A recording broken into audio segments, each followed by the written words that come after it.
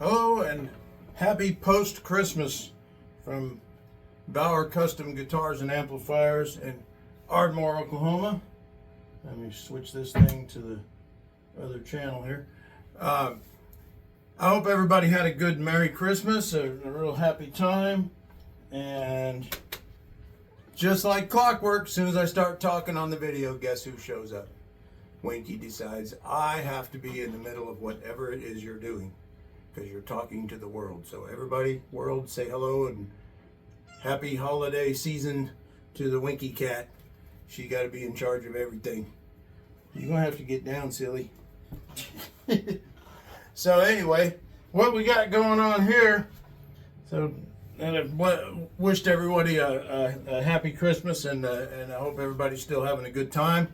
I had a very, very nice time. I got to go over to Tanya's house, or Tanya's mom's house, and we made ham and sweet potatoes and stuff here, and took it over there, and had a really nice Christmas and a really great time. So I'm very blessed to be included in that. That was a very nice surprise. I was not planning on spending Christmas with anybody this year, as a matter of fact, but that was a very blessed surprise. I'm very thankful for that. So anyways, on another note, I am in here playing around with something. I'm going to show you what this is real quick.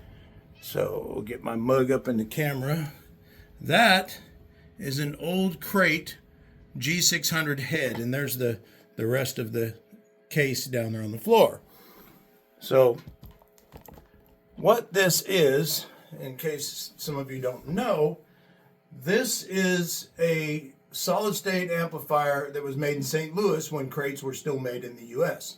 And it's a 60 watt at 4 ohms, 60 watts, so you can run two 8 ohm cabinets. Amp head, you know, for a full stack kind of thing, but it's a solid state version of it.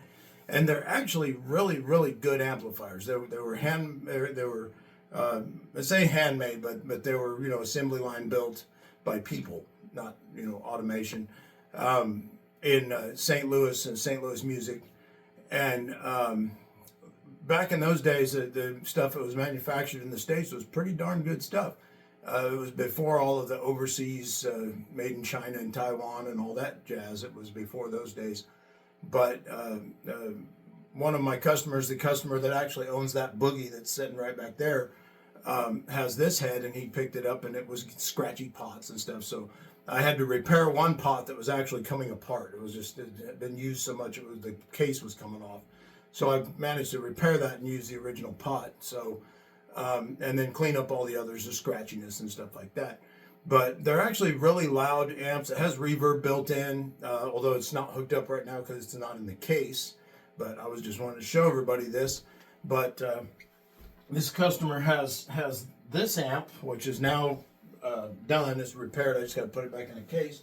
And then he has two of these that I got one from Brent Salisbury years ago, and I repaired it. It had been smashed, and the bass player in my customer slash friend's band was saying, I need a really good, reliable bass head that can be repaired without too much fuss, and it's a good solid amp for use in the metal band. And I said, you know what? I said these GK amps were all over the place in the 80s for all the rock bands and stuff.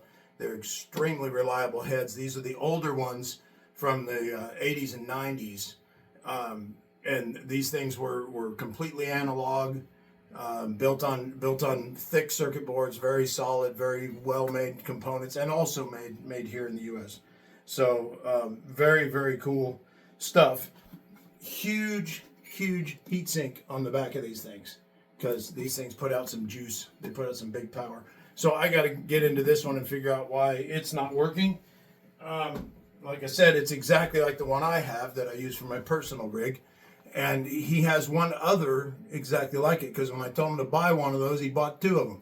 So there's nothing wrong with that. So I got the other one. I didn't really fix it. It just needed cleaning.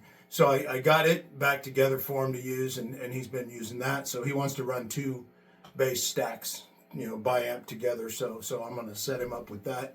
I got the cabinet out there in the shop that I've been rewiring, so it'll match up to that head.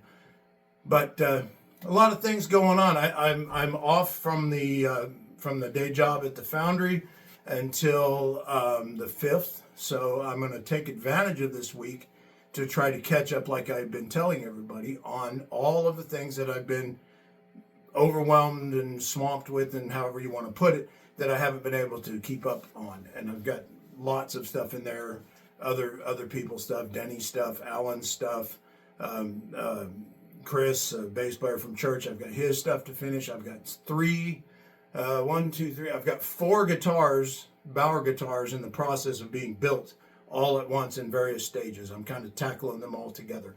They're all out there in the wood shop in various stages of disarray, and hopefully get those together soon. I've got Zane's amplifier. I've got all the parts I've assembled them in a kit. They're here on the bench behind the camera, and I've got the pine cabinet out there ready to be finished, and ready to get things going on that, so I can get that done together. It's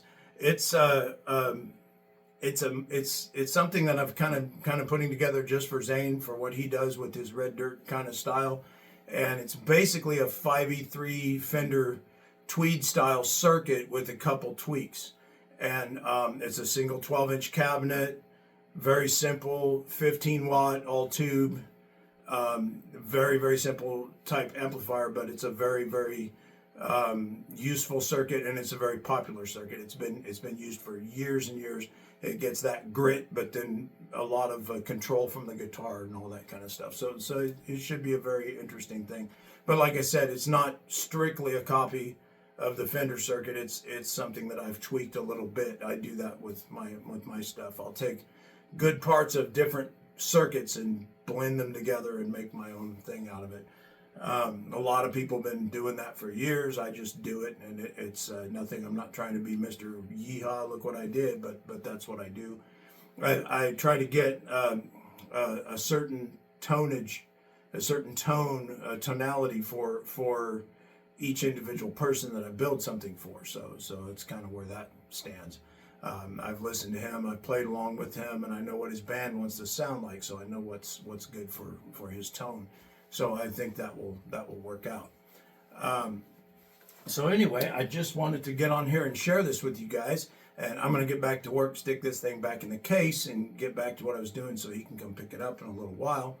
But I wanted to wish you all a happy holiday post-Christmas. After Merry Christmas, before New Year's, so happy holiday season. I know there's probably some people on here that are celebrating the tail end of Hanukkah and things like that. So happy holidays to everybody. I hope you're all safe. I hope you enjoyed yourselves. And I hope this weekend, Saturday and Sunday, you're just relaxing back in your easy chair, enjoying the leftovers and watching the kids play and watching the ball game and just really enjoying yourself. Everybody deserves to do that. We've worked our butts off all year, and it's a good time to just lay back and take it easy. So myself, I am taking it easy, but I'm still trying to take advantage of the time to get my shop work caught up. So anyways, enough jabbering with me. Winky ran away. She got tired of me putting her down on the floor, and I'm going to have to go give her some chicken to make up with her. So anyways, you guys enjoy the rest of your weekend. Have a great, happy holiday season, and I will see you throughout the week as I get stuff caught up and done. And be safe. God bless you all, and I will talk to you soon. Bye.